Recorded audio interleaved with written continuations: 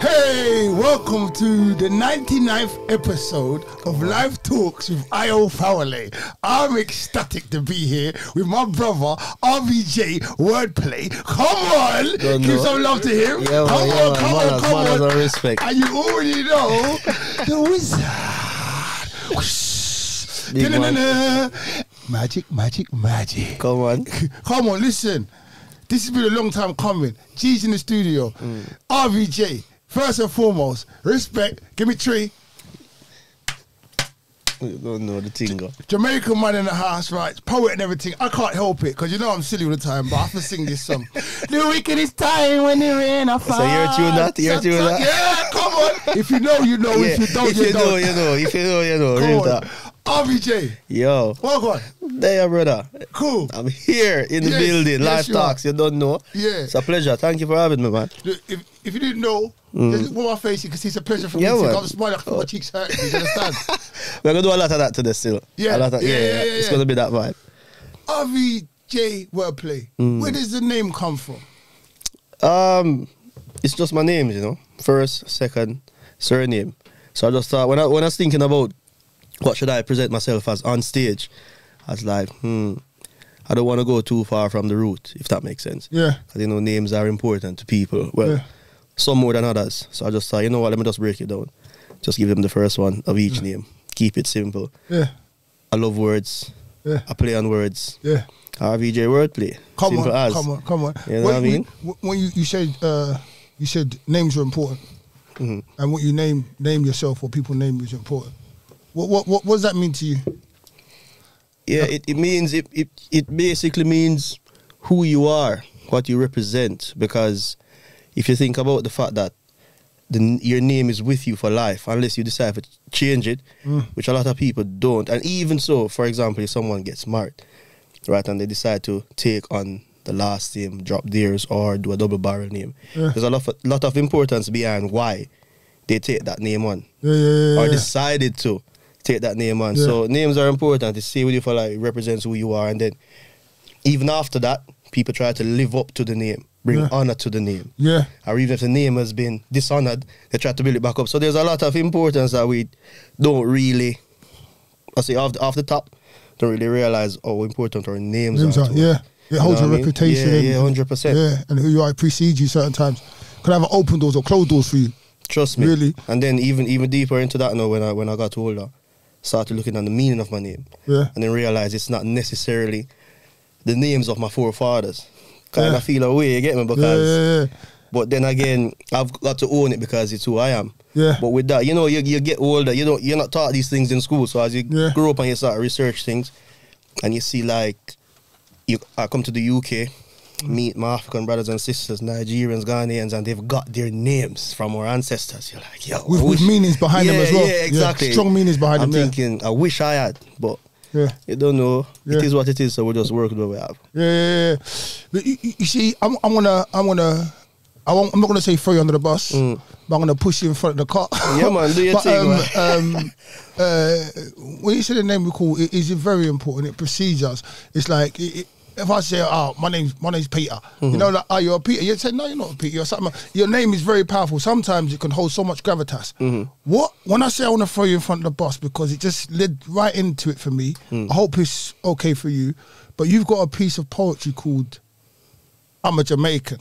Yeah. And to me, that alone, that proclamation of "I'm a Jamaican" is a powerful thing. You say a lot of good things you say a lot of different things within inside that poem. If I'm going to ask you to recite it in a minute, if you remember all of it. This is off your phone if you can. Yeah, man. But for me, coming up in the 80s, and I'm sure you would know as well, was a being solution and stuff. There was a tune. Okay, let me put it like this. There's a tune. You said everything we're going to fire and the yard get the blame. To me, Yardies and Jamaicans are two different entities. If you understand, you know. So I don't want to put too much on it because I'm a Nigerian, although we're all connected and linked. You're a Jamaican, man. Is it possible you can maybe elaborate on that, like the difference, how you feel about that difference between a Yardie and a Jamaican, how and the positive and negative stereotypes, and then also if you could possibly do that poem for me, I'd love that. All right, cool. So Yardie, Jamaican. For me, there's no difference. I refer to myself as a Yardie. I refer to myself as a Jamaican. I've got friends who you can't call them a yardie because of the negative connotation that holds and that carries. But like I said, at the end of the day, people will talk, but it's what you believe in.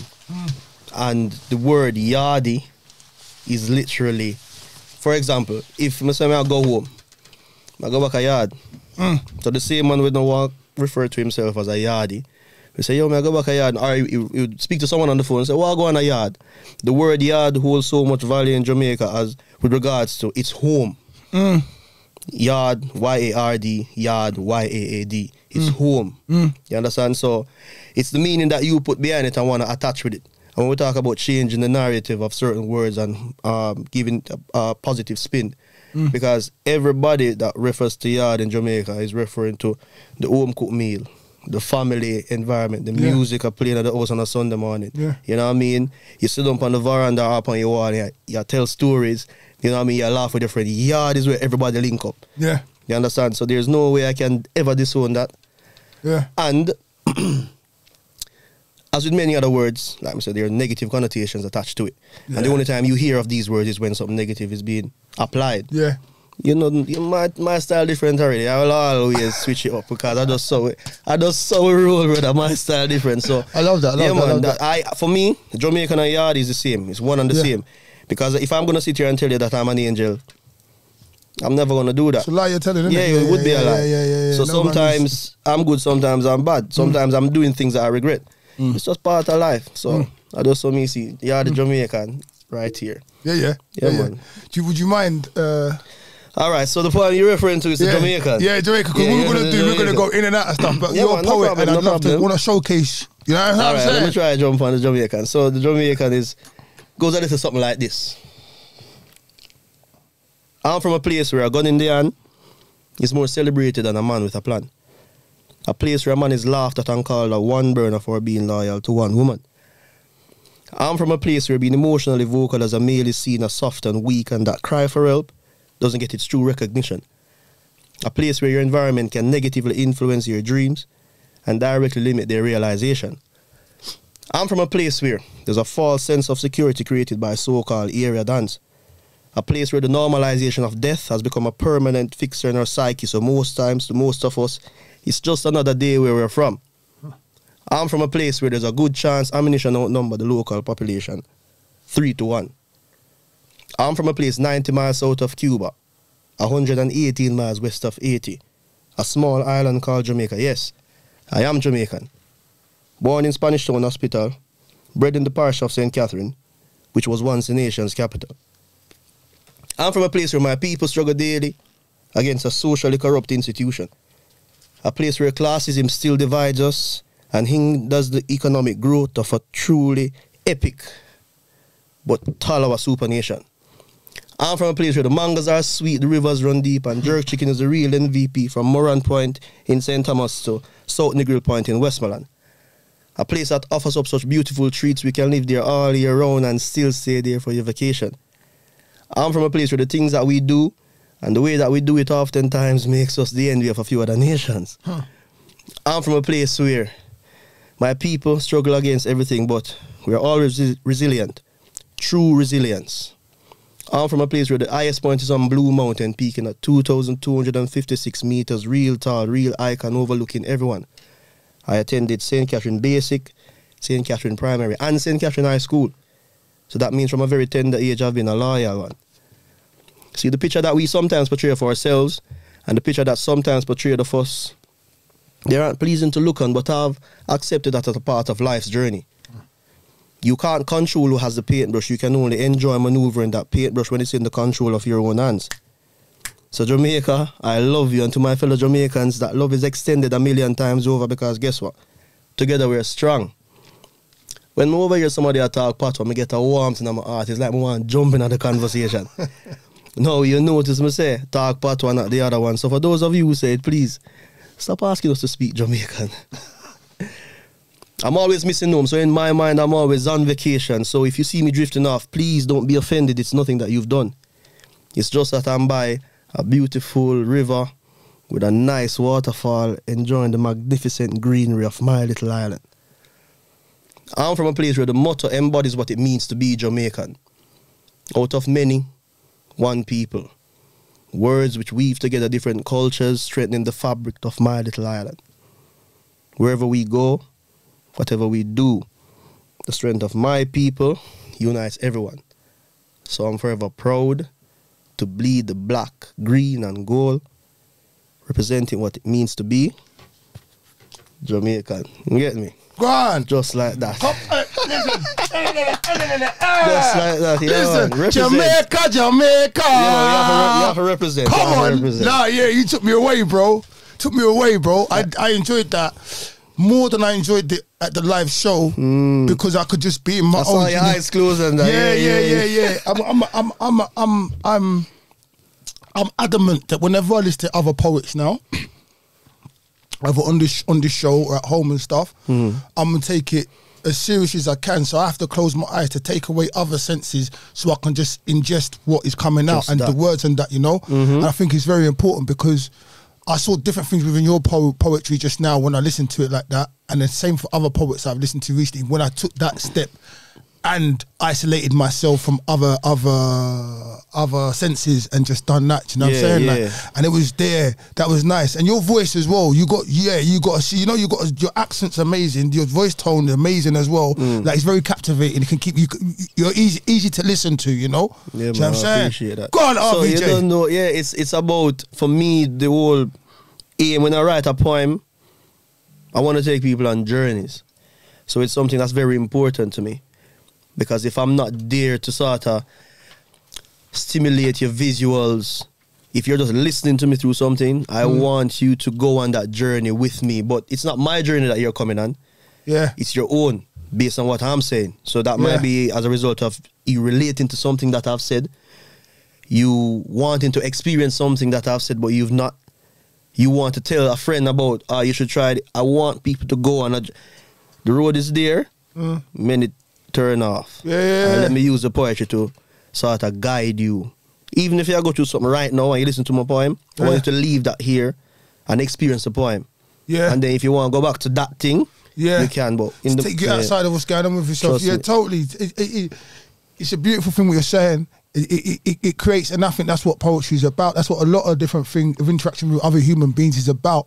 About getting what you're going through and understanding or experience or enjoying what the other person can bring to you and to your energy. You know, the connection of two energies. And then when you're open to, you know, when we at the poetry events, a lot of people's minds are open and stuff, and it's different. And there's the diversity of people that are there, the beauty of the souls. Ah, my God. But that openness to willingness to take on the energy, or to be the same openness when people are vulnerable and they're hurting and stuff, and they hear certain things within your poetry that helps them, you know. Trust me. Or if they're down, they just want to get up, or just you want to party a little piece more. It's a beautiful thing, man. Yeah, definitely. Your origins. What was you like as a, and let me be cheeky and say pick me. Yeah, man. What was you like as a pick me? As a youth, so I came here when I was 17, so in Jamaica up until that age, 17 going on 18. As a youth, always troublesome. Troublesome in the sense that I like to laugh a lot. As a matter of fact, my whole family likes to laugh. So in the house is always laughter unless you do something bad and you get a scold in the face. Which is 9 times out of 10 because of the troublesome side or nature, you know what I mean? So as a youth growing up, I've always active, like on the go. 24/7s, like as I'm out of the bed to go into sleep. Just jovial, active, not an indoor type of guy. What's school like in Jamaica? School? I've never even been to Jamaica. So this for me here, I live other people's lives through what you're saying. I can, you know, son. School in Jamaica, I ain't gonna lie. I'd say it all the time. I wish I could go back to school. Third form, year 9 was the best year of my life. Why? I think it was transitioning from lower school to upper school, so now I'm going to start focusing on CXCs, which was the equivalent to what I was doing at the time. They've changed that now, but yeah, so first form, second form, third form was lower school. Transitioning to upper school, you know, becoming not an adult but an older teenager, you know. You look at all the big men them that play football. So so that year, when I know that, all right, cool, I'm going to have to choose my subjects at the end of this term. So it was like, all right, that's important, but at the same time, we have fun. Yeah. Because we're gonna leave this phase and start a new journey. And then even my friends, we sort of break up because when you choose your subjects now, we go into different classes. So it was the last year with a group of people that because you come from primary school to high school, it's a big thing. Yeah. And you've been with those people for 3 years. We're like, yo, we could just enjoy the year. 3 fundamental years as well. You know what I mean? Growing. You create tight friendships, and you know, and you're like, yo, yeah, man. And my form teacher, Mr. Palmer, big up Mr. Palmer. Big up Mr. Palmer. Rest in peace. He died recently. Rest in peace, you don't know, but Mr. Palmer again, I think he understood the youths, even though it was a male. Yeah, man, that guy just he allowed us the opportunity to be kids, but at the same time, it's like, this is what is going to be out there for you. And he did it in a way where he's wagging his finger, you know what I mean? He took us under his wings, and he just allowed us to understand, you know, life is going to come at you, prep yourself, type of thing.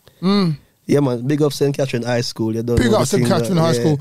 How important do you think, I know you're stressing how important it is, but how important do you think that is for youth?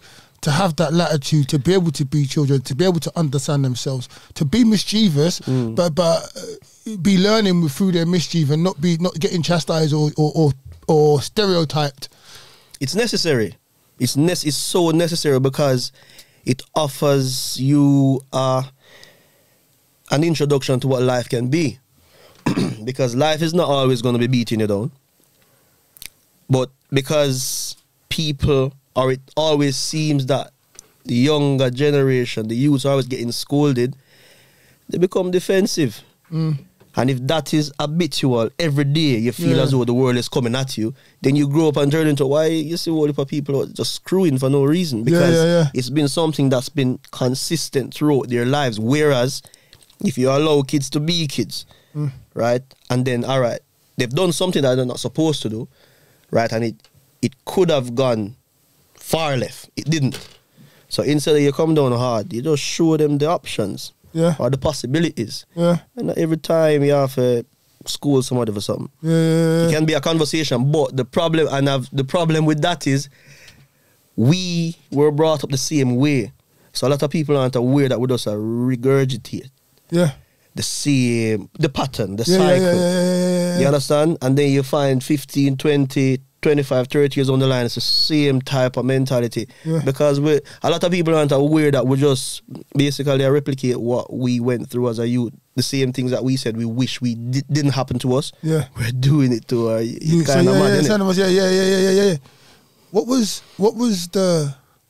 What is your fondest memory of those years? Because when you spoke about that thing, you smiled. Tell me, I want to hear a story about picking mangoes, doing run-outs, jumping down waterfalls or something. Because I never had none of that here. We big concrete around us here. There's so many stories. So summertime, for most Jamaicans growing up, summertime are the best time, especially when you grow up in what's considered the town area.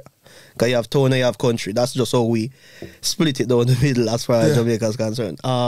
Rural and urban, innit? But summertime are the best time because you link up with your cousins and your brothers and your sisters. From all over, from country, but most time we go country, like the one them from towns. We grew up in a town, but country we go spend summer holidays. So you link up with your cousins from that live in country or your cousins from other part of the island. We go country, right? And grandma and granddad say, a different government that, yeah. I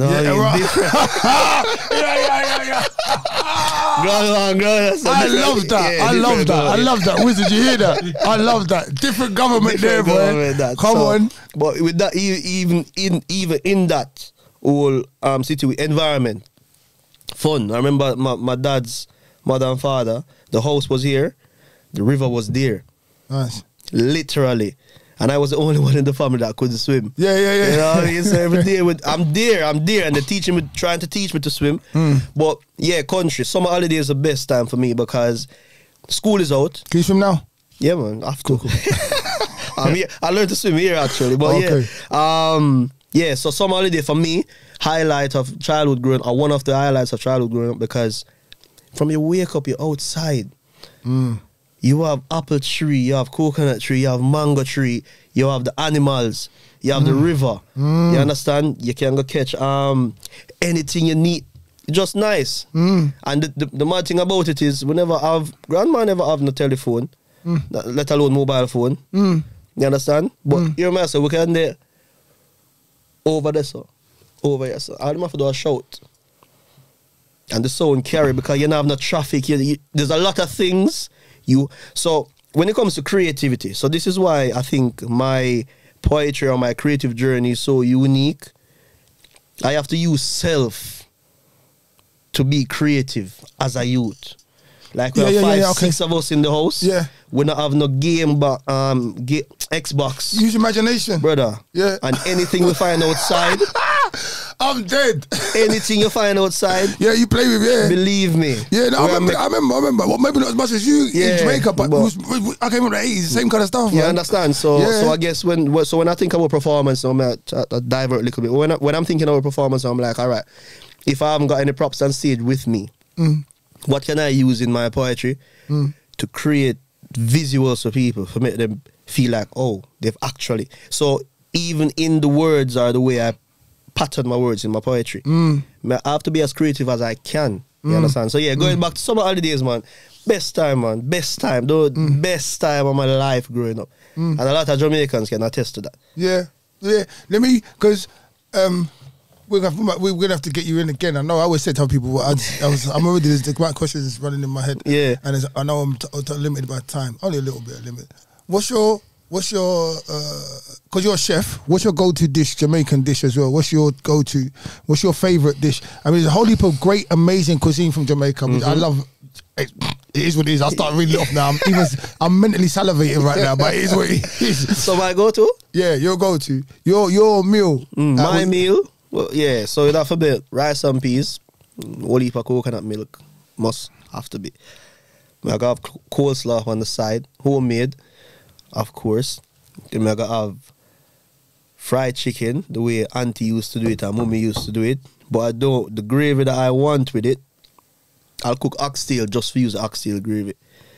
Or curry goat gravy. That's how we do it. You lot better listen at home if you don't know about yard food. You're getting an education right now. And then with the coleslaw, so we do this thing in Jamaica that we vegetable as well, but we do it so it's we use white vinegar. So we have the cabbage, carrot, cucumber, sometimes tomato. It's like you're pickling it. No, not pickle it. So what we do with the white vinegar, we get brown sugar, we get a pan, put the vinegar in there, put the sugar in there, melt the sugar down. So it's got a bitter but sour but sweet taste to it. And you pour that over the raw veg. Hey yo, listen. Yeah. I'm gonna do it at the next event. I'm gonna do it at the next event. I was about to tell you that, yeah. Because it's alright telling you about it, but yeah, you gotta taste it. Every Sunday that's what we had for salad. Yeah, man, memories. Come on. Is there anything in Jamaica or in your childhood which you like, not even just a serious time because of what you've said and the area and everything that's going on.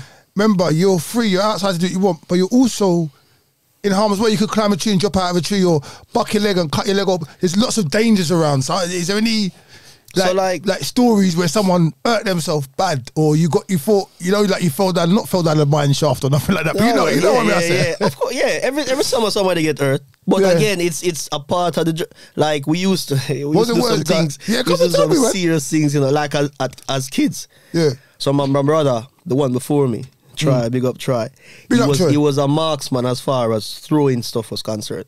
Did you hear that, Wizard? He was a marksman as far as throwing stuff. I thought you were going to tell me about guns. As far as throwing stuff, my man, you're mark. Listen, yeah, you don't want to miss it. And that's you lot gave him that title, isn't it? No, yeah, because from him young, like, yeah, don't.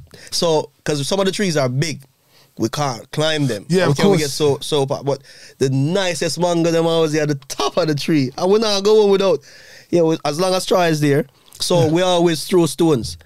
You know what I mean? Okay. As far as we're playing. Yeah. But we're throwing stones at each other. Yeah, right. Yeah, man. I won't leave for Eden Bus, man. Yeah. Oh wow. Big up, so I hope it never caused too much damage. So yeah, things like that. You know what I mean? Where grandma and granddad was very hilly as well. Yeah. Whole heap of hill we roll down, man. Drop off. Just roll it. Yeah. Brush off ourselves and we're going again. You know what I mean? Things like that. Yeah. You know, makes you strong though, isn't it? Yeah, things like we're very resilient, man. When we talk about resilience in the poem, it's not necessarily the serious stuff, but as a youth, Because you know one day in the household, everybody outside the play. Yeah. You have to get up, brush off, and we'll go again. You know. Yeah. So you know what I love, or what I get from black youth born in the indigenous countries. Is that the right statement? Yeah. Is a level of maturity and intelligence, like way past their years. Like a lot of Jamaican young youth, we talk to them, they're talking like big people. When they talk, they're proud. They've got a sense of belonging. Same as a Nigerian youth, same as like, yeah, that's what I'm saying. Like even more so than youths here. If I talk to like a Nigerian, like someone from back home from where I'm from, and I've seen some Jamaican youths on things, they'll be telling you about yourself or asking you like, what happened to you? Why you? And like ask you really intuitive questions, really mature questions. Above their age group. Above you think it's above the age group, but it's what they've seen and it's what they articulate. You know what I mean? The maturity. What is that? And where do you think that comes from us? For us? It's like I say, it's things aren't really handed to you. Yeah. Not that it's not there for you to get. But you have to put in the work for it. Because the elders them, the way I saw it or the way I understood it growing up as a youth, if I want it, I have to not prove to nobody else I want it. Prove to me. So when I actually get it, it means something. Because if you get it and it don't mean something to you, you know, you're going to lose it, you know. Or you got no problem with losing it. You understand? And again, like I say, if you're out, like in Jamaica, it's cultures as well. It's the environment that you're in. It's a different place in the sense that, because I talk about country, but when I'm in Spanish Town, where I'm from, like, you can't just... You're from Spanish Town, yeah? Yeah, Spanish Town, I'm a place, man. Ain't that a bad man place, though? That's what I'm saying, it. Well, good. Do you know, like, no, that's it. I'm talking, my friends It can get hot. It can get hot. My friends in Jamaica, sorry to digress and take over because my friends in Jamaica now, they live in Jamaica now, and they went out driving and their sat-nav took them to Trenchtown. They realised they was in Trenchtown. They said Trenchtown is like, they're Jamaican, they go, Trenchtown is different. Yeah. They goes, when they was in Trenchtown, they realised they was looking at people was looking at them, and they knew they wasn't supposed to be around there. Like, there was, it was a lot. Straight, like in your community, in your neighbour, you know everybody who's supposed to be there. Just like anywhere else. Because you see them regular. Yeah, you know everybody is supposed to be there. So if a strange car pull up, then, you know what I mean? Everybody's like, all right, pre the car type of thing. Because you don't know. So I say, and that's a different, like, depending on where you are, you can let your guard down or not. Because you never know. That's with anywhere in the world. But it's just that because of the popularity, I'm going to use a word of Jamaicans, then everything is always amplified, isn't it? Because there's nothing that happens in Jamaica that doesn't happen in England. I strongly believe that. However, one is going to be more amplified than the other. You understand? So yeah, you know what I mean? In Jamaica, like I say, in Spanish Town, like where I grew up, whole heap of place. De La Vega, then I went to Ensom, then I went to Spanish Town in the art. You know what I mean? You know what I mean? No, De La Vega, my dad can tell about De La Vega as a youth. De La Vega, people know De La Vega for what it is. Yeah. What is it? I don't know. That's in the heart of Spanish Town. Like, yeah, it can get hot. Go there. Yeah, it can get hot, you know what I mean? And the mad thing about it is the police station is about 5 minutes from De La Vega. If probably less type of thing. Then you talk about Spanish Town, Martin Street. I lived there for a while. Close to Rivoli, again, another area. But these are all places that people consider the ghetto, innit? Yeah. But they're going to get a bad rep because they're labelled as ghetto. Yeah. But some of the most intelligent people I know, even today, come from Rivoli. You know what I mean? And then I went to Valdez Road off Old Harbour with another bad area. Now my house is there, Valdez Road is here, the church is here. Yeah. So just show you in less than 30 seconds walk, I'm going from home to somewhere that's considered dangerous to my church. 30 seconds, I'm saying. You ain't got no choice. What would you say that is? Because you said some of the most intelligent people you know come, like, and then you mentioned the word ghetto prior to that, yeah? What would you say that is? Because as you're saying it, I learn all the time and I'm learning from you. So my little lesson in that is, you know, if you're born rich, born with a silver spoon in your hand or mouth, or you're born in a certain area, you don't have to like learn the lay of the land or worry about stuff or be resilient or be strong or prepare yourself for certain things. So do you think, and I'm saying at the same time, as open for you as wizard, do you think that is one of the benefits of living in the coming from a poorer background? Because I know a lot of people here in this country, if you have to think, you have to think outside the box because you ain't got no other choice. So it makes you creative. It makes you a lot more. What's the word? Hungry. Hungry for the. Yeah, you work harder. And then sorry, there was another thing you said because it was these things have been hitting me over the past few days. Like I have epiphanies about. Easy come, easy go. Because I was on the road when I was young. Now I work very hard. The way we speak about money a lot, Mike. So the way I treat money now, the way I treat it when I was young, but I was just saying, I was like, Rod, that's the easy come, easy go. Because right now, when I'm spending my money, I'm thinking about how hard it was for me to get it. When I was doing whatever, I was just like, yeah. Where you at? You know what? I'm still like that, but I choose who I'm doing that with now. When I was young, it was mad. But yeah, I even digressed and forgot the first question. I just trying go on. I like it because, again, like I said, going back to the easy come, easy go and the lay of the land and intelligent people, because ghetto is known as nothing good now come from ghetto. That is what you say in Jamaica, especially because classism is a big thing. Thank you. In Jamaica. Yeah. That is our problem. Yeah. You know what I mean? Yeah. Classism, you know, and that's what we struggle with. And that's what caused so much division amongst us. So when you talk about ghetto, nothing good can come from ghetto. If you go for a job interview, you put a different address. Wow. Because that when they see address, already, you lose marks. So that's the type of thing we struggle with in Jamaica. Yeah. So when I say, after I not grow rich, a lot of my friends don't grow rich. You understand? I'm not saying we struggle. You understand? But the opportunities that would have been offered to us or should have been offered to us wouldn't. You know what I mean? And the mad thing about it is, I had the opportunity in Jamaica, every youth, and I guess with everywhere, but some more than some, because in Jamaica, what I was going to say, in Jamaica, I had the opportunity to go left or right. Like you mentioned church. I was there 24/7. And at the same time, this I got sound a bit mad, but I was outside 24/7 as well. But balance both in the sense that I was very active in church, with creativity. But at the same time, again, I have my friends them who not go to church, none at all. And them are my friends when I left them out no time at all. You understand? Yeah. So, yeah, man, the journey has been mad. I can't tell you a lot of things, but the journey has been mad. And coming here at 17, it been mad because my life take a change for the best, even though if you ask me if I wanted to come, no, I shouldn't have. I didn't want to. But that's life at the time, but hindsight now. Yeah, life happens and you work with it, and like I say, you make the most of it, because that's what we know. We can't. I won't be sitting in England thinking, never want to come to England, so I'm going to just sit down. No, I'm here, opportunities are here, you know what I mean? But yeah, I came here and then boom, army. You joined the army? British Army. Excuse me, guys who know what I'm saying. And if you don't know, it's all right. Bomber clot. Yeah. You joined the army, yeah? Within a year of coming here. All right, now this is something that I know is quite popular with Jamaicans and people from other countries that was under the Commonwealth joining the British Army to come over. I know quite a few Jamaicans because it's a pathway for certain things. I want to ask you, what made you want to join the army? First of all, what was in your coming over here? How did you? Because like certain people, why did you come over? What was the premise of you coming over? So basically, I left high school, did first year of sixth form, joke it out. I had to leave. The principal called me back when I went to school and was like, right, you didn't do any of your exams. What's happening?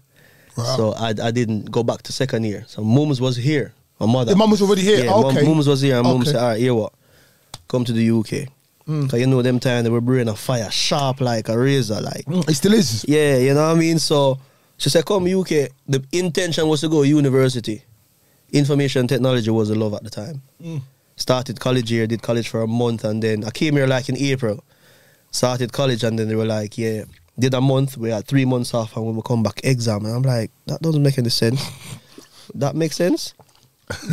Because I'm the type of guy with the school, if I get anything under 80%, we vex. Yeah. That's the mentality levels, of school. Levels, you know what I mean? Level. I can't go exam and it was accounts. I just started doing accounts as well here. So I was like, I'm see the thing you have to be on your job. I said, no, we can't do that. So anyway, boom, somebody said to me, you know what, you can get paid to do that.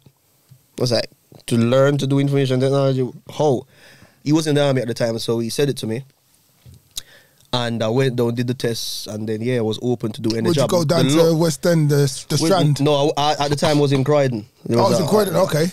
So, so the love for the army came from, again, Jamaica. Like I say, everything when I do now, I love from grow up. I had a cousin, Wayne, big up Wayne, rest in peace. Big up Wayne, rest in peace. Know, he was in the Jamaica Defence Force, which is our army. Defence Force, right? Now, if you ask any Jamaican, you don't play with soldier. Simple as. Whether them on duty or off duty, you don't play with them. And they're the cleanest thing anytime you see them. In uniform, out of uniform, just put together. Yeah. They're the cream of the yeah, like in Jamaica, they're so highly regarded because of the job that they do, the way they do it, the way they present themselves under any format. So Wayne used to come and check daddy. So he's from my father's side of the family. He used to, sometimes we just roll up, we call them the ratty, which the van that they drive on without tops.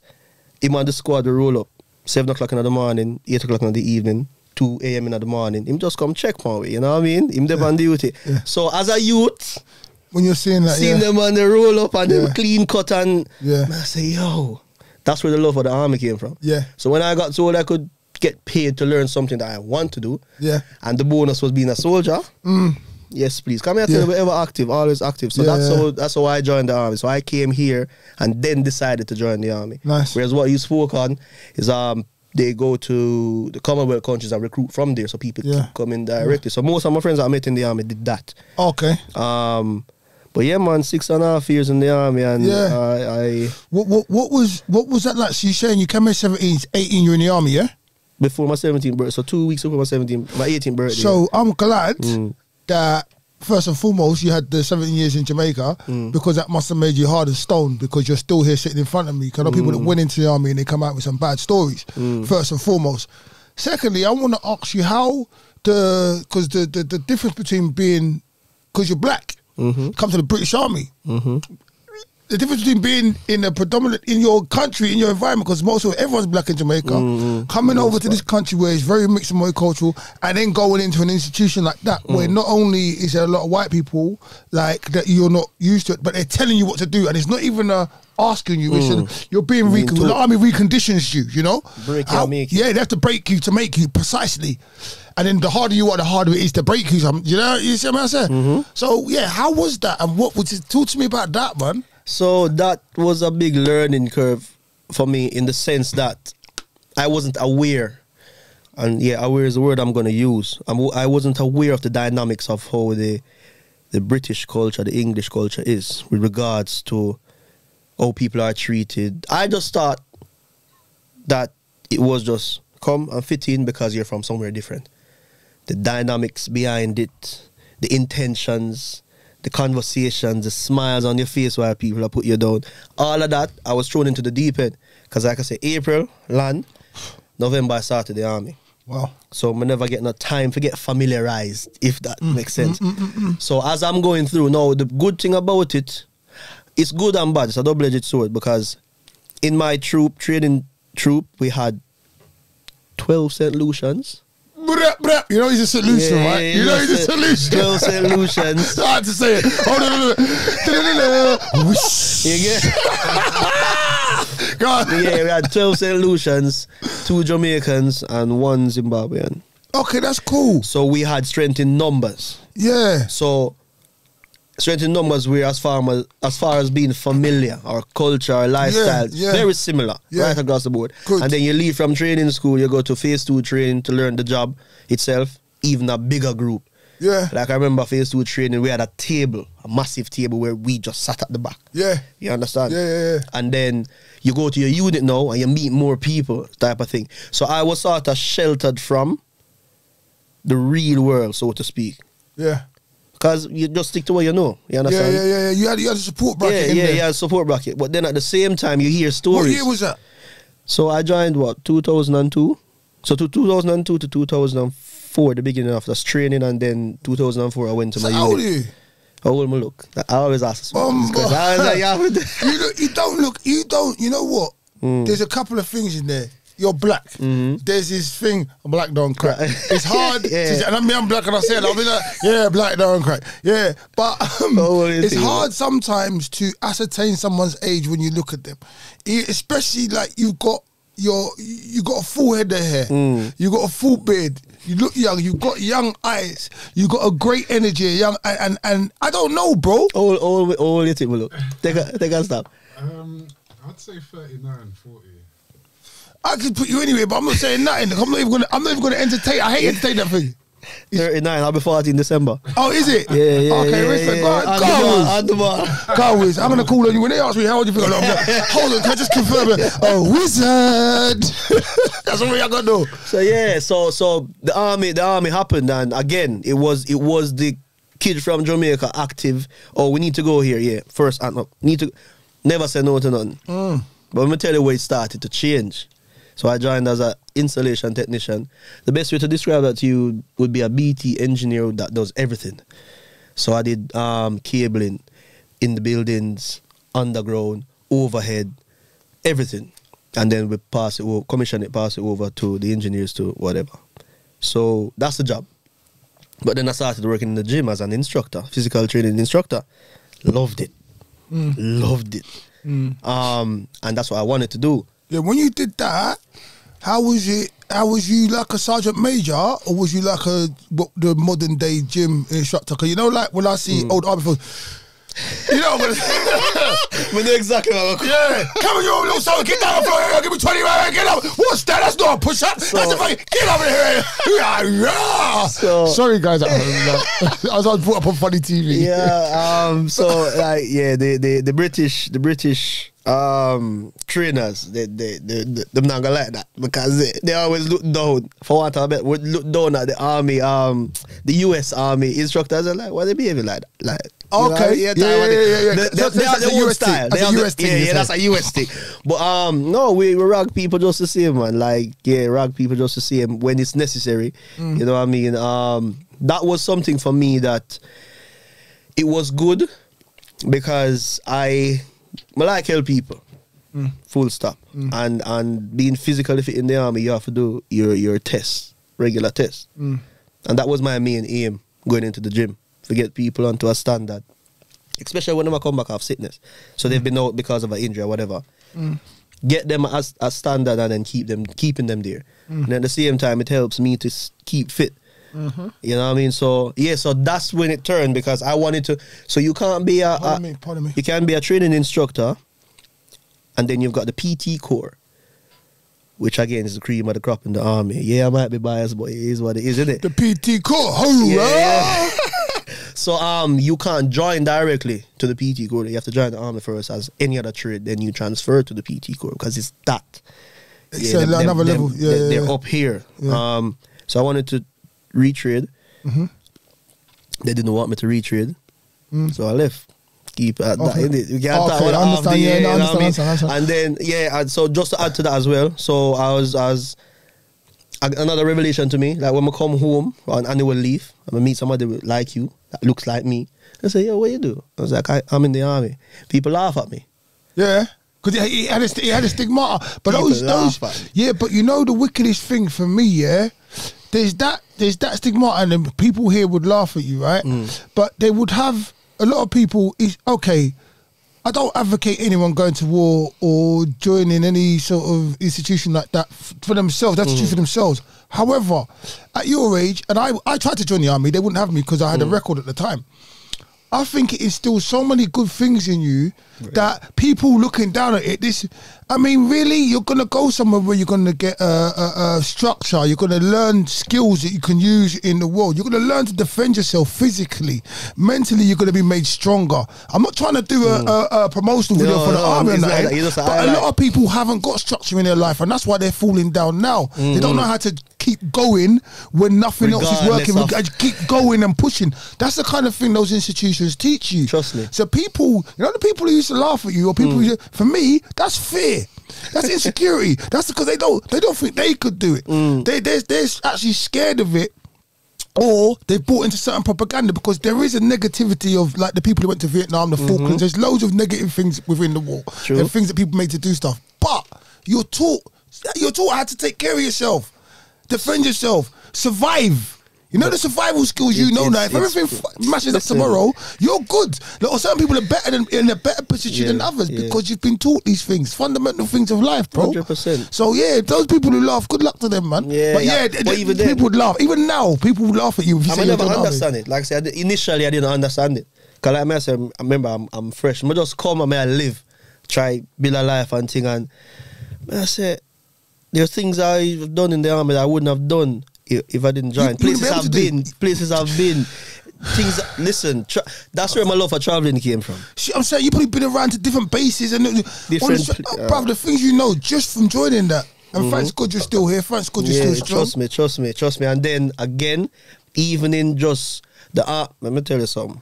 You see, going into a lot of the times I wonder how I find myself in certain rooms and be able to speak, interact, socialize. You see, going to different places, seeing people live with different cultures. Yo, man, everybody, as a matter of fact, travel. I'm gonna tell you, don't just watch TV you and tell read them already. book. I beg you not, tell them again. Yeah, travel. You can't think you know somebody or a culture or a way of living by reading about it or getting a second-hand information from someone telling you. Travel. I can't emphasize that anymore. Yeah, I feel you, bro. That's why I'm just quiet. I know. And it's when you sit on the ground, like you said, you can't understand anything unless you see it. You go through it. You can see the cultures and talk to the people, taste the food, hear the language, see the what's the word? Not trials and tribulation. The challenges people have, and the way they overcome them. Do you know what I'm saying? Yeah, man. The pleasure in life, the power in solidarity. Sometimes as well. Come on, bro.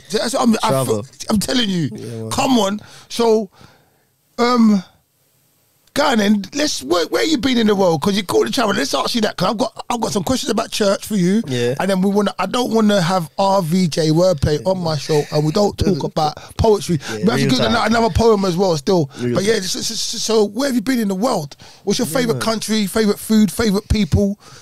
And it doesn't mean that he doesn't like anyone else. It's just what you like. So you like I like Mexican street food. You know. Yeah. I think there's a lot of the flavors, the seasons are very similar, if not the same. Yeah, you know what I mean. I like the corn with the mayonnaise and the cayenne pepper in it. I had that in the States. I'm not gonna swear, but that's like just, go on. We've been a lot. Let's just say we've been to a lot of countries, isn't it? So I'm gonna leave it at that. Because how many then? You got something? Oh, number wise. Maybe 12, 13, going closer to 15. And what's top? What's the bottom? Because that's all. Your favorite doesn't mean nothing about the country. This is just RVJ Wordplay's favorite or least favorite, and that's all. Just one man's opinion. So you don't have to give me the reason either, but or you can if you want. Favorite. I think so far, I'd say America because of the diversity in terms of it's a big place. You got big different states. The states, and you know I'm a food man. Yeah. So, brother. Yeah, I already know. I already know. So for that, what it offers there, and then I think my least favorite place was Afghanistan because for what it was. Yeah. I was just gonna say that. Wow. Did you get sent out there during the? Yeah, I did a couple tours in my short stint. Nice. But yeah, that one was I'd say Afghanistan. Not the people, brother. They're like family. Bro. Yeah, they loved it, innit? I don't. Yeah, that's why I'm saying you have to travel, man. Because boy, the people. I think that's why this is my least favorite the experience because of for what it was. Or why you was there for, and the way the people were, because the people are lovely, and is that what you're saying? Yeah. And to me, you wouldn't think, because you'd think in such a place like maybe Gaza and some other place where people are suffering on a daily basis, you'd expect them to be more like people are here, like angry, arrogant, horrible. The people have life, and it's ironic because of what's going on around them, which is death. You know, you get it? I feel you. That's very profound what you just said, you know. Mad. the people have life and it's different because what's going on around them is death. Do you think that because there's so much death around and because it's so cheap of life, people are acknowledge the beauty and the blessings that they have when they wake up each day? Could be. So they choose to just get on with it and be nice to each other. Yeah, and grateful for the facts. And grateful for the facts, grateful for the food they put in them, grateful for what we should all be grateful for on a daily basis. But as human beings, we've forgotten. A lot of us have forgotten to be grateful, or we feel entitled to getting that. We feel entitled to turn the tap on and get water, to flush the toilet. No, half these people right now don't even know where their shit goes. They don't, you know, it's mad. It's mad. Mad. It's mad. Real talk. Seriously, when I think when you talk about these kind of things and people in those countries that are going through stuff and they're the nicest people that you can meet. Wow. Yeah, man. RV, you know, like, I didn't know that you were so complex. You're a complex guy. You got a lot going on. And let me just say, he can play it either way because when we started the interview, this is Love Life Family Clothing, by the way. Big up. Yeah, here we go. So I have my hat on. He goes, hey, you can wear hats. I goes, yeah. Some people, no aspiration, no aspersions. Some people wear hats because they ain't got no hairline, innit? Or because they're hiding stuff. My man's got a full set of locks underneath, so he can do with or without, you know? That's why he's like, and he can do that. You know, come on. Yeah. So, all right. You're a poet. You was a poet, and we'll talk again. I've got some other things in the pipeline, and we've got loads of work to do together. Yeah, anyway. man. You'll be on and RVJ will be on The Poet Behind the Mic, 20th of August. Believe. If you want to see him performing, there will be ads on my channel and on the Instagram and the socials. But he's been on once before. He's coming on again. You're going to hear another poem from him today. He's an amazing poet, an amazing artist, an amazing man, amazing father, brother, friend. I'm giving him his flowers now, and he needs even more flowers. You know what? Respect. I'll give him a bottle of brandy and a car. Once I make the money, you know, sorry, a bottle of rum. You know, a bottle of rum. Just like that. Just like that. Okay, so in a roundabout way, getting to what I want to ask you now, you've got such creativity with an abstract, it's not abstractability, but an abstract kind of thing. I've seen you do a poem called, The Chair. You've done a poem with a mask on. You've done various other things. Some things I've been party to, some things I've just seen. I haven't actually had the privilege to see, but I'm aware of them. Right. So you talk about being very creative. Then in church, you said you was part of stuff in church. So did you do any poetry in church? Has this your original creative journey been a continuation, or was this another birth of something else when you started doing poetry? Has this always been in you, or did it birth from some of your experiences in life? You know, it started in church without me knowing, and I was only made aware of this in 2021, and I'll tell you why. So in church, drama group, dance group, choir, which then led to us.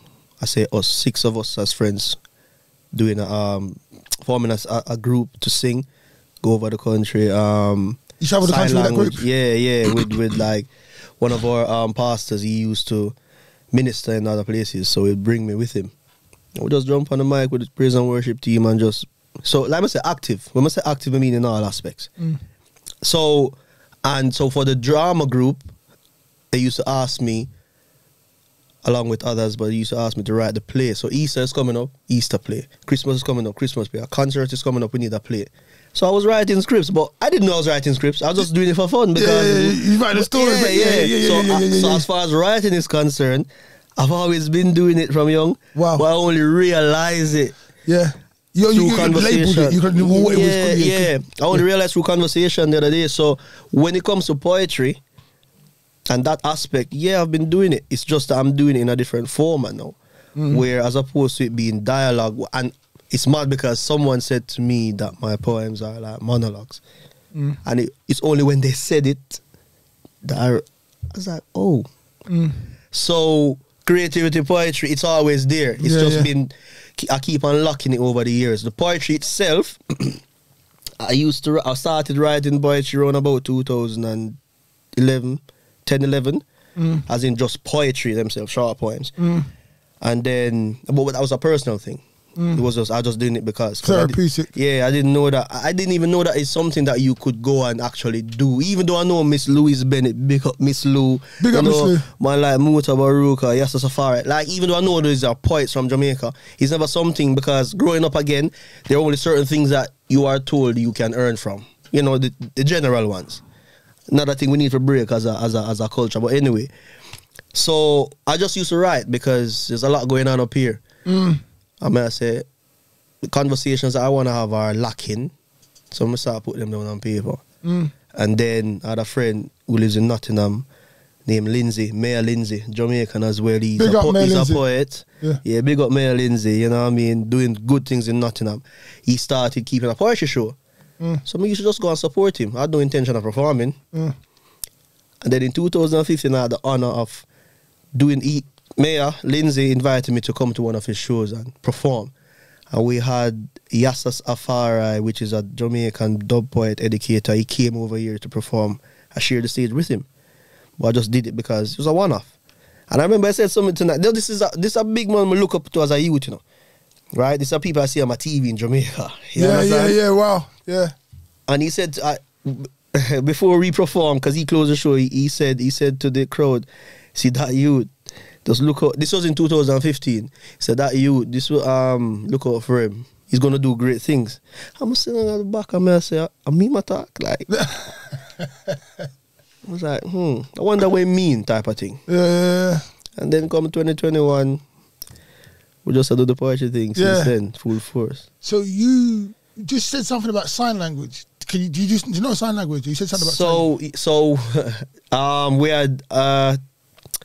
we had someone at church who she did sign language. So what we would do for concerts is we would get songs and would sign to them. I don't remember it. No, I don't remember it. Okay, but cool. It wasn't even the British standard. It was the American standard because two different standards apparently. So what we used to do is, but what we did different, and that's why I say creativity is something that's just a part of me. So what we would do is we would get some white gloves, switch the lights off in the building, and get the UV lights, long ones, switch them on purple, neo, and then all you could see is the gloves signing. Brother, one of the best things ever. So when we talk about creativity, that's the type of thing. And you know what? Gonna get electrocuted enough. Because what we did, I took one of the what you call them bulbs, the long ones, the fluorescent. Fluorescent bulbs, yeah. There was an old one in the church somewhere. Yeah, and it just had some wire sticking outside. I go home, get an extension cord, cut it off, get some black electrical tape, join it together, plug it in. Yeah. And that was our equipment, brother. So that was a light that was a light we used. No, over here we couldn't do that, health and safety and all that. But what I say is we make use of what we have and we don't make it into a big thing because the youths them want to enjoy themselves. And this is me at 14, 15, you know. With my friend, them I say, yo, what we can do with the sign language thing? And the girl said, her name was Antoinette. She's like, we could use gloves. And then she told us like, we will get that from. And we just make it happen as youths. And the pastor come and the pastor said, well done, you know what I mean? It's not a thing. You don't get scolding for it. So they allow us to be youths, man, and we need to do that more with the youths then. But yeah. What do you think about that as well? That being aware and in touch with your inner child and the creativity we have as a young person, and not being afraid to proverbially show your ass, if you know what I mean. Like just be fool just a little bit, because a lot of people, some people they won't just be like, cause you're like children, they don't care. They'll just get on with it. Yeah. You know what I mean? Like you said, you fall down, you roll down the hole, like you said, you just dust yourself off and kept it moving, you know? What do you think about that, the power of that? The power of that is it's the key to unlocking so many doors in things that you want to do or evolve or grow into. You understand? Because if you think about it, as a you doing that, you just do any and everything, right? If you still have that type of spirit as an adult, you got experience behind that, so you're more selective with it, and it's not a thing where you just do and stop here. With the experience that you've gathered over the years, gained over the years, you can then build on that. But you have to take the first step. Like you need a reference point. You need to do it and see if it works or if it doesn't. And then if it doesn't, what can I do? And if it did, what can I do to? So we, as adults, you have the experience to then develop on that. But a lot of people just, I don't know, them just They're afraid. It's fear, you know. Yeah. But no one should be afraid of living because we're already here, innit? Yeah, brother. We're already here, bro. What can we see from RVJ Wordplay in a not too distant future and in the future coming up pertaining to all different aspects of life? So it's more. I know you got your show as well, just like, and you really, because you know what I like, what made me laugh when I was at my show. You know, I was at your show, I was at my show. Then I kept saying your show's name on my stage. I kept saying, like, Jimmy, that was crazy. And then you said, but then you said you're changing the name. Are you changing the name? I don't know what's going on with that. But yeah, I kept saying, calling mine, not yours. I kept saying your caption, your catchphrase. And you don't see it when we release it. And again, that's what I say in thinking about just allowing people to have their own story, because that name was very deliberate. If as a poet, as any entertainer, you're always on the stage. So it's a thing where you're not necessarily going to forget about the name. But then I'm saying it's not RVJ stage. It's your stage. Yeah. So it's putting you, because I might think that I just want people to, you know, uplift themselves. But yeah, that one, the name is going to remain. Okay. However, that's the RVJ. It's under the RVJ brand, so it's going to be a quarterly thing. Okay, quarterly. Okay. Yeah. So the next one is in October. Please look out for that. Your stage under the RVJ brand is in October. At some point, I'm going to jump on the stage over there. I'm going to jump on there. You know, but then the other one that I spoke about, so Popular Union has asked me to organize and host a monthly open mic poetry night, which the first one is on the 18th of August. Okay. Details should be coming out this week. Okay. With the 20th. It's a Friday. The 18th is a Friday, yeah. So it's going to be the third Friday of every month. So that one now is just in collaboration with Popular Union. And again, open mic wasn't something that I had any intention of doing, simply because I wanted to just do the shows that I've been doing, bespoke poetry events where you come and be entertained through poetry and just give my friend them a platform for show them skill, because people are fearful out here, like I said. Yeah. But if you're there around me, you can't really have a lot of skill out there as well. Trust me, and message to them, what you doing, like, what go on? So that's why I put shows on. Not only to give myself the opportunity to tell people what I'm about over an extended period, but the talented people around me who are afraid to touch stage and show their craft, give them an extended opportunity. Some light, shine some light on them. Yeah, you know what I mean? So I open mic, because like I said, open mic has allowed me to be where I am now. There's a lot of open mic. Big up the London open mic scene, because if I want 7 days a week to hold my craft, I can do that. And that's what I offered. So I say I was really interested in doing that. But then the collaboration offered me an opportunity to again extend on that, as far as giving people, as with your show, an additional space to hone their craft. But you don't know where I try to do the thing different, because it has to be. Come on. You know what I mean? We see, you said something earlier about when you said something about the poetry, and then it not being something people can make money out of, and it wasn't looked on in Jamaica. That's what I believe we're trying to do, and other people are trying to do this here right now. Make it, because there's some poets making money at the top level, but we want to make it so everyone can get paid for what they do, because the art form is very, very therapeutical. It's very integral to a lot of people's lives. True. People come and hear things. People go out and say things that they save their own life, they save other lives. They're sharing their inner souls, and I think the art form needs to be respected, and when we're throwing money in whatever direction, we should throw some money at poetry. Poets should be getting paid for their sets. I mean, that's full agreement. Yeah, so I'm trying to work towards that. Even with my event, I'm trying to work towards that, to get to a level where people's coming from. I'm worth this. This is what I'm worth. So in the same breath, people shouldn't be scared to go on a stage. The same breath, you shouldn't be afraid to say, this is what I'm worth as a poet. Even though people are saying poets shouldn't get paid, say, this is what I'm worth as a poet, or this is what I would like. What is your expenses? Can I get this? And slowly we change things. I think that people shouldn't be embarrassed to ask. And a lot of people are. A lot of people, that's why I'm saying it. I've got a few people that will ask me directly, and the people that have asked me directly, they know my response to that. And that's all I can say. I'm not going to try but if you don't ask, you won't get. Closed mouths don't get fed. And we can't change this narrative unless we do it as a collective. And that's the bottom line on that. I agree with you 100%, we have to. Trust me. Yeah, what have I got? I got the poetry, the short stories. Okay, I've done that. Can we get another poem from you, please, sir? if that's possible, Another sir. fire? Yes, I'm sir. trying to think which one to do. So I have this thing where I don't promote my stuff enough, but I'm learning. I'm getting better at it. Don't worry about that, Will, because your I'm getting fans, better at it. there's one fan here, your fans will promote you. That's what, sorry to jump on you as well. Yeah. That's what I love about the Poetry World, because everyone's very supportive. Yeah, very yeah, supportive. very supportive. So if you're scared, you forget, you don't realize how good you are, someone else will tell you and will emulate you. So, yeah, bring it out for us, RVJ. More promotions. I'm gonna do this one. Sent from Heaven. I think it's becoming a favorite now. It's on my second EP. Second EP. You got It's called EP? Mix It Up. I got 1 album and 2 EPs. Okay, so let's talk about that before we do the poem. What kind of hiding under the book? He's just hiding stuff. I don't promote my stuff, you know. Yeah, so you got one album, 2 EPs. What are the names of these albums? What name of the album and what's the name of the EPs? And where can we find them, please? Okay, so the album is called Closing Doors. That was released in 2022, February. Okay. And it's about love and relationships. That's my go-to. Like, as far as writing is concerned, if I'm vexed, if I'm frustrated, if I am anything, I write. I don't necessarily, because I'm angry, I'm writing an angry poem. And not because I'm frustrated, depressed, I'm writing a depressive poem. It's just about love.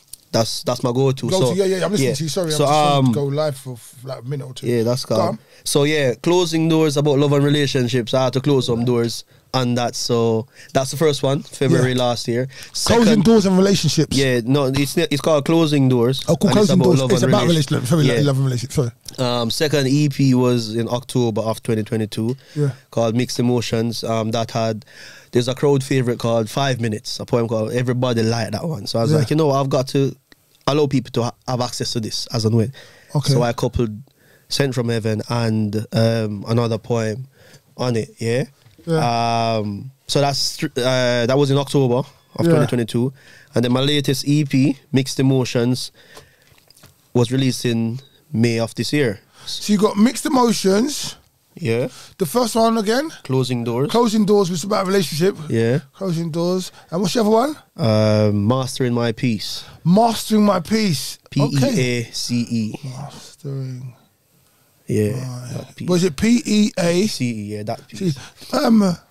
Interesting titles. So, and the reason for, love and, the first two, it's about love and relationship. The third one was me stepping out or being comfortable enough on stage now to be more vulnerable and open. So it's about the male experience, because the man them need to talk. We all go through it and we all think we're not going through the same thing. You think it's only me, and then by chance you speak to someone, they're like, yo, I never know that I got through. So we have to lead by example.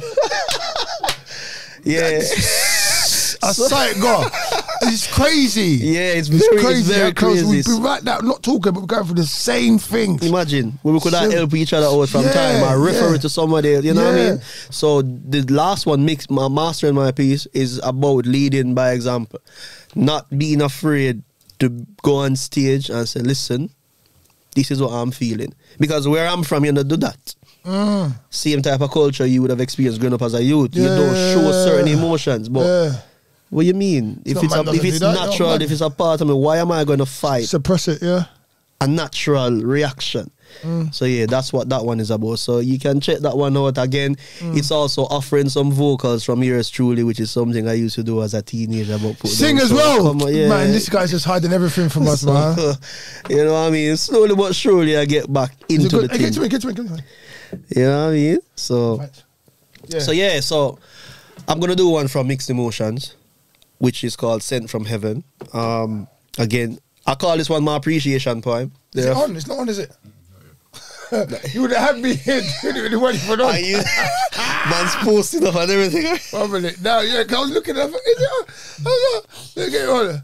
All right, now we're live. Go on, now we're live. We're live for like 5-10 minutes. We don't give them too much. But go on, you said Mixed Emotions. So this one is from my first EP called Mixed Emotions. I call this one my appreciation poem, simply because we see a lot of podcasts out there where it's always us against them, meaning the conversation is a male against female type of thing. It's just you this, you that, you this, you that. So I was seeing a lot of that. I'm not saying there aren't good podcasts out there that are having wholesome conversations about the male and female dynamics. Yeah. But you know social media operate. Those conversations, we're not going to see them. But we see the ones everybody disrespect each other. Yeah, which is bullshit if you ask me. Yeah, it is. No sense. So this poem happened as a result of it, because I'm a strong believer in the fact that I need females, they need me. Like, we come together as one and we make the world what it is, right? Yeah. And because I was seeing so much people butting heads, this poem happened as a result. And I call it Sent from Heaven. Sent from Heaven, yeah? Sent from Heaven. About relationships. Thank you. I'm going to close my eyes. I'm going to hold the light. I'm going to close my eyes. Man. And this is an appreciation poem. You're about to be blessed, yeah? So, Sent from Heaven. I read somewhere that the most alluring thing a woman can have is confidence. Extraordinarily amazing. Spectacularly magnificent. Dewdrop nectar, heaven sent. You provide the blueprints for all type of ingredients. Spiritually and physically, you connect with all things. Spiritually and physically, you create a unique link. So can I take this moment to appreciate you? Beautiful mothers of everything. You're all deserving of a ring, not for matrimony, but to match the harmony that you bring. Full circle is the journey. Past and present. Old and new. You oversee the final stages of birthing queens and kings. Men, can we appreciate these goddesses among us? The ones who use their know-how to pass down information so we may know how to value our generational blessings. Blessings that are to this day still as valuable as the day of their origin. The ones who suffered under the shadow of darkness but still sang songs which spoke to hearts and comfort souls throughout the most turbulent of things. The ones here, now, who aren't as physically strong but whose willpower can power the will of any man. Whose endurance bleeds assurance. Taking the lead when needed and stepping back when it's his turn to step forward and take a stand. The intuition of a woman. Walking shoulder to shoulder with us mere mortals until we are able to unlock the code of becoming immortal. Men, can we appreciate these goddesses? You are the fragrance that flowers give off. You bring a certain calmness to the room. The more you bloom, the more the spaces in my heart is consumed. I see you every day, but I still can't get enough of you. So I give you my all. We're equally yoked, one, no longer two. If I call you honey, it's not to sexualize you. It's just that the sweetness that you inject in the atmosphere is aching every last tooth. It's the truth. You are the root cause of my discomfort. Conversations about you leave a sugary taste plastered all over my mouth. Pending root canal, no doubt. Am I getting through to you? I struggle to find the words. My tongue scramble as I scrabble to put letters together, forming sentences so I can deliver them to you with my lips. Just to let you know that I appreciate you. You are golden milk mixed with silver honey. You are insatiable. Your femininity, impeccable. Mountains look to you and stars bow before you to honor you. You are the you in me and I'm in you. I read somewhere that women are powerful, extraordinarily magnificent, dewdrops that were heaven sent, feminine nectar with spectacular elegance, having all the attributes to forever be relevant. This poem is in honor of you, and because of you, earth is actually heaven. And for that, RVJ salutes you. Yeah, man, sent from heaven, you know? Come on. Sent from heaven from RVJ Wordplay. If you don't know, get to know.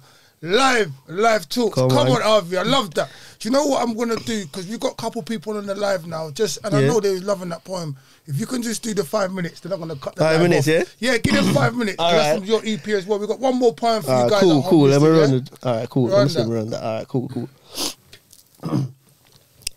5 minutes is all I need. So can I see you for just 5 minutes, please? First minute. To refresh my memory banks of your pleasant appearance.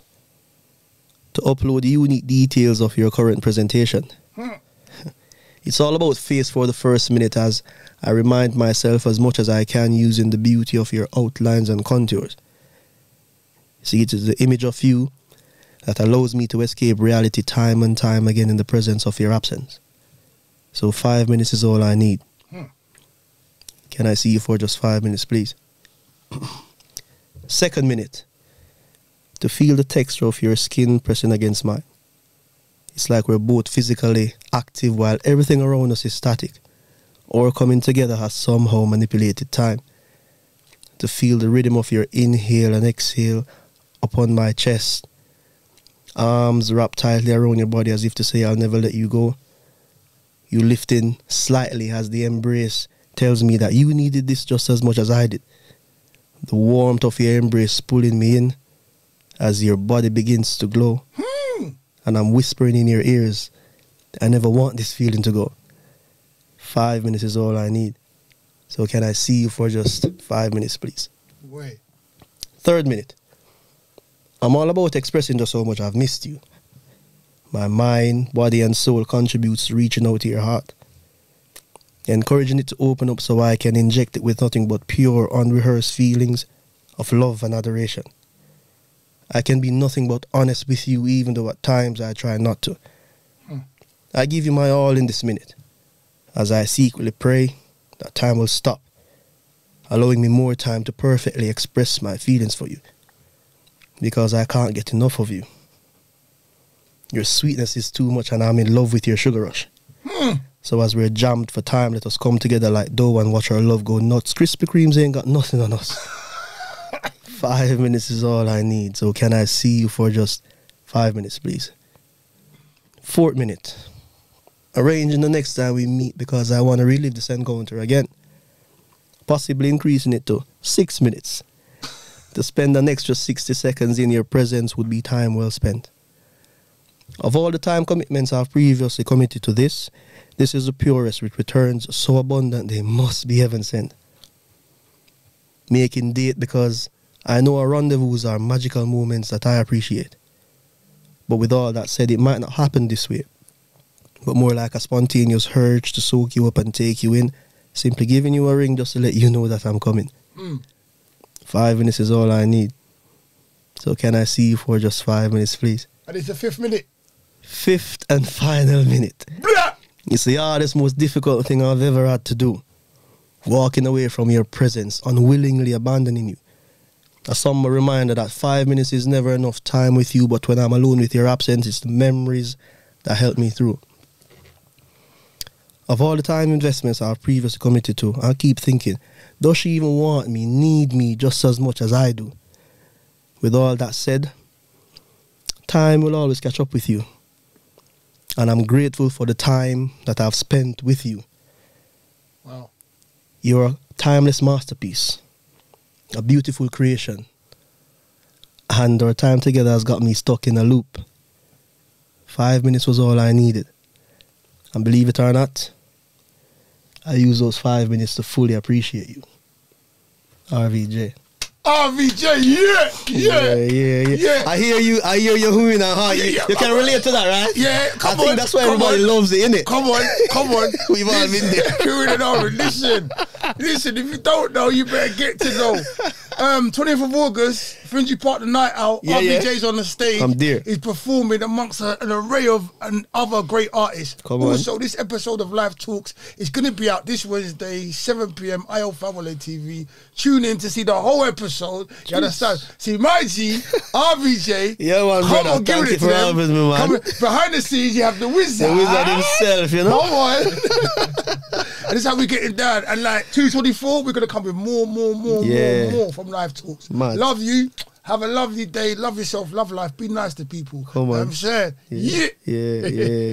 Yeah, brother. Yeah, that was. Can you save all that, please? It's still live, but yeah, can you save that, please? Thank you, brother. Let's save it and then caption it and sign. Just RVJ Wordplay. Come on. Episode 99.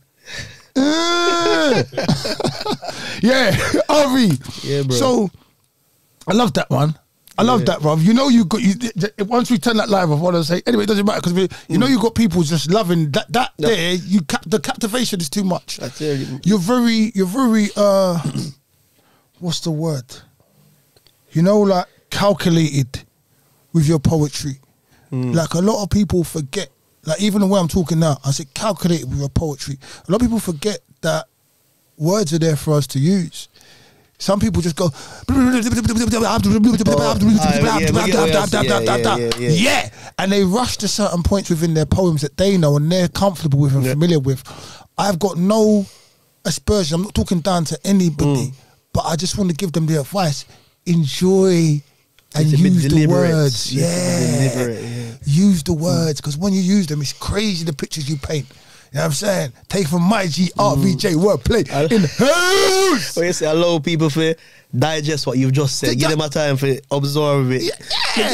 Deliberate. You know? No, but that's one of the food. Taste the food now. You know, chew it and taste it. You know, some people they sound greedy and grabalicious.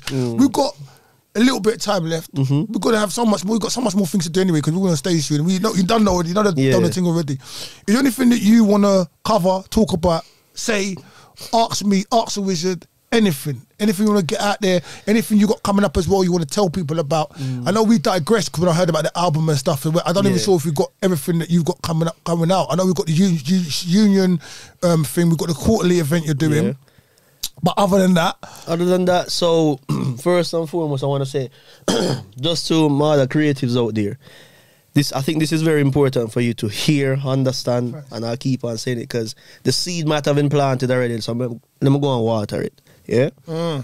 With your creativity, your creative journey, what you are doing now, what you love to do, what you'd like to do, as far as creativity is concerned, just do it. You need a reference point.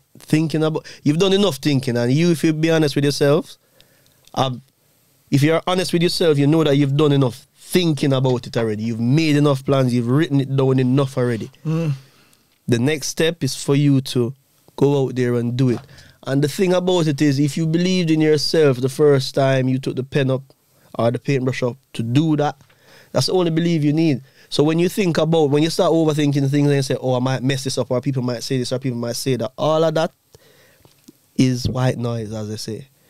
Because the belief that you had the first time you wrote that first letter, made that first stroke, sang that first note, made that first dance move, that's the only belief you need to go out and do it. So stop wasting time, because what I can attest to is the fact that the more I did is the better I got at doing. And it's that simple. Wow. The more I did, the better you got to do.